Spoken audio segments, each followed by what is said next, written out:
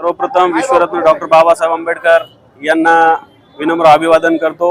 मी मायाभाऊ नांदेडकर, युवा सेना जिल्हा सचिव नांदेड। गेल्या 10 वर्षापासून आम्ही रक्तदान शिबिराचे आयोजन करत असतो। सामाजिक उपक्रम म्हणून मोठ्या प्रमाणात आम्ही रुग्णांना रक्त पुरवठा करत असतो। तो कसल्याही प्रकारची अडचण आल्यास आम्हाला अर्ध्या रात्री बी फोन आला तर आम्ही फोन उचलून त्यांना सहकार्य करत असतो। मी तुमच्या माध्यमातून नांदेडवासियांना विनंती करतो की आंबेडकरी युवा नेता म्हणून हे मोठ्या प्रमाणात रक्तदान करावं आणि रक्तदान हे श्रेष्ठ दान आहे। कारुणिक तथागत भगवान गौतम बुद्ध परमपूज्य डॉक्टर बाबासाहेब आंबेडकर यांच्या आज महापरिदिना निमित्त आज नांदेड बाबासाहेबांच्या पुतळ्यांना हजारो लाखो अनुयायी अभिवादन करण्यासाठी आलेले आहेत। मी सुद्धा रिपब्लिकन सेनेच्या वतीनं या ठिकाणी बाबासाहेबांना अभिवादन करतो। पण नांदेड मधला नाही तर प्रत्येक गावामध्ये, प्रत्येक जिल्ह्यामध्ये, राज्यामध्ये, देशामध्ये आणि जगामध्ये बाबासाहेबाला आज सर्व देशवासियांच्या वतीनं विनम्र अभिवादन केल्या जातं। आज मी एवढंच या ठिकाणी सांगू इच्छितो की बाबासाहेबांना आयुष्यभर कुठल्याही व्यसनाला बळी पडले नाहीत किंवा कुठल्याही आमिषाला बळी पडले नाहीत। तुमचा आमचा बाप, सर्वांचा बाप हा स्वाभिमानी बाप होता। बाबासाहेबांनी या देशासाठी आणि देशाच्या बहुजन समाजासाठी आपलं जीवन व्यतीत केलं। आयुष्यभर त्यांनी मेहनत केली, कष्ट केले, म्हणून हा सोन्याचा दिवस आज आम्ही या देशामध्ये नांदत आहोत।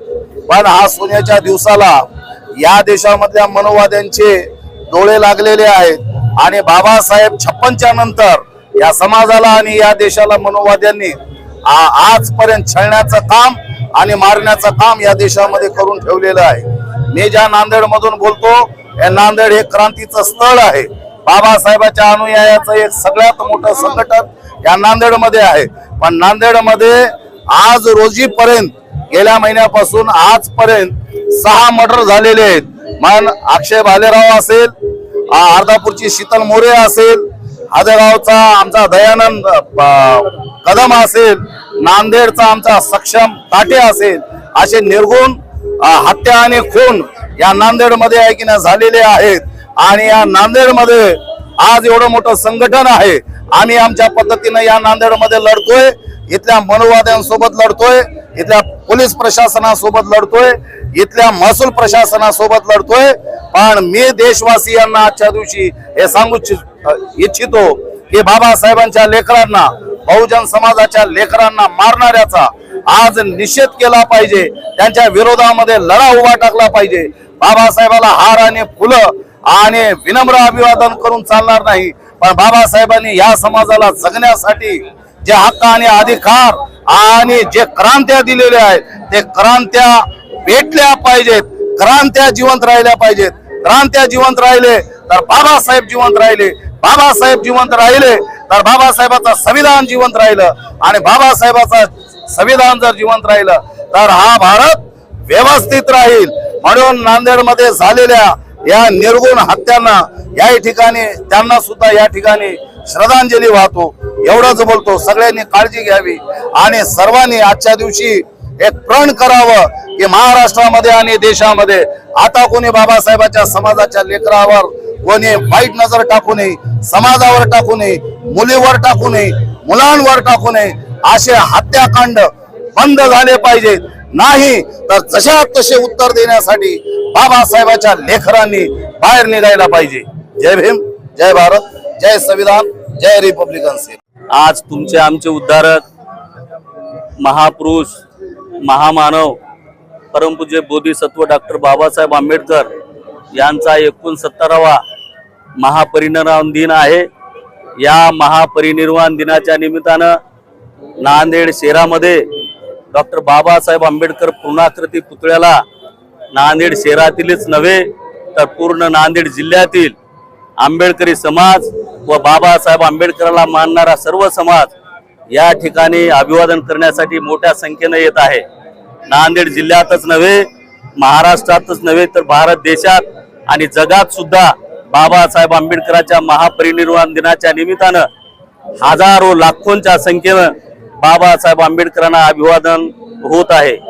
बाबासाहेब आंबेडकरांनी या भारत देशामध्ये अतिशय विषमता मोठ्या प्रमाणात वाढली होती. माणसाला माणूस म्हणून वागण्याचा, माणूस म्हणून संबोधण्याचं सुद्धा या देशामध्ये नव्हतं. बाबासाहेब आंबेडकरांनी अतिशय वाईट अवस्था या देशामध्ये होती. जातीय व्यवस्था होती, उच्च निश्चितता होती, स्पर्श अस्पृश्यता होती आणि अतिशय विषमतेची दरी या भारत देशामध्ये मोठ्या प्रमाणात वाढलेली होती. अशा ह्या अवस्थेमध्ये बाबासाहेब आंबेडकरांनी ज्ञानार्जन केलं, मोठमोठ्या पदव्या घेतल्या आणि उच्च विद्याविषयी कायदे पंडित होऊन खऱ्या अर्थाने बाबासाहेब आंबेडकरांनी या भारत देशाला स्वातंत्र्याच्या नंतर भारतीय संविधान दिलं आणि भारतीय संविधानामध्ये सर्व समाजाला, सर्व जाती धर्माच्या लोकांना, सर्व वंचितांना, बहुजनांना, अल्पसंख्याकांना, सर्वांना या ठिकाणी समान संधी दिली.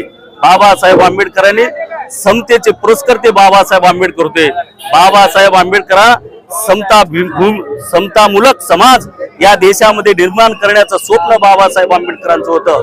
बाबासाहेब आंबेडकरांनी या देशातल्या तमाम जनतेला, समाजाला न्याय देण्याचं काम केलेलं आहे. बाबासाहेब आंबेडकरांनी आपला विकास घडवून आणण्यासाठी खऱ्या अर्थानं बाबासाहेब आंबेडकरांनी या देशातल्या तमाम समाजाला एक मोठी संधी संविधानाच्या माध्यमातून निर्माण करून दिलेली आहे. अतिशय मौलिक काम बाबासाहेब आंबेडकरांनी पूर्ण हयात त्यांनी या विषमतेच्या विरोधामध्ये लढा निर्माण करण्यासाठी बाबासाहेबांनी पूर्ण आयुष्य या ठिकाणी व्यतीत केलेलं आहे. तेव्हा अशा महापुरुषाला बाबासाहेबांच्या महापरिनिर्वाण दिनी नतमस्तक होण्यासाठी हजारो लाखोंच्या कोट्यावधी लोक बाबासाहेबांच्या चरणी नतमस्तक होत आहेत. मित्रो, बाबासाहेब आंबेडकरांच्या या महापरिनिर्वाण दिनाच्या निमित्तानं मी आवर्जून या ठिकाणी समाजाला सांगणार आहे की बाबासाहेब आंबेडकरांचं जे बाबासाहेब आंबेडकरांनी 14 ऑक्टोबर 1956ला तुम्हा आम्हाला बौद्ध धम्माची दीक्षा दिली, एक समतेचा एक धम्म तुम्हाला दिला आणि तो धम्म सर्व समाजाला न्याय देणारा धम्म आहे, उच्च नीचतेला गाडणारा धम्म आहे, विषमतेला गाडणारा धम्म आहे. असा धम्म तुम्हा आम्हाला दिलेला आहे. त्या धम्माचा प्रचार प्रसार आपण केला पाहिजे. बाबासाहेबांचा विचार येणाऱ्या काळामध्ये तरुणामध्ये रुजवला पाहिजे. एवढंच या प्रसंगी मी सांगतो आणि इथेच थांबतो. जय भीम, जय भारत, जय महाराष्ट्र.